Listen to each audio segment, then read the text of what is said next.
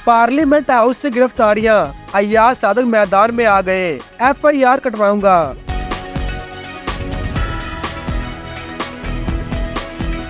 Speaker कौमी assembly Ayyaz Sadiq ने parliament के अहाते से होने वाली गिरफ्तारियों पर एक्शन लेने का ऐलान कर दिया।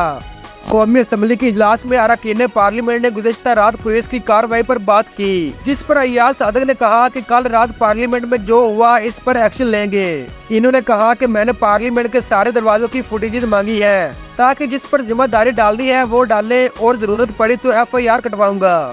स्पीकर कौमी असम्बली का कहना था कि हम इस पर खामोश नहीं रहेंगे, इस पर स्टैंड लेना पड़ेगा। डिप्टी स्पीकर, वजीर कानून अली मोहम्मद खान और दीगर के साथ मिलकर इस पर लाया अमल बनाएंगे। अय्याज सादक ने मजीद कहा कि पार्लियामेंट पर पहला हमला 2014 में हुआ था और दूसरा हमला पार्लियामेंट लाजिज पर सलाहुद्दीन अयूबी की गिरफ्तारी के मौके पर हुआ। याद रहे कल रात PTI के कुछ मेंबरान असम्बली को पार्लियामेंट बिल्डिंग के अंदर से गिरफ्तार किया गया था, जिस पर तहरीक इंसाफ ने कौमी असम्बली में शदीद रद्द अमल दिया।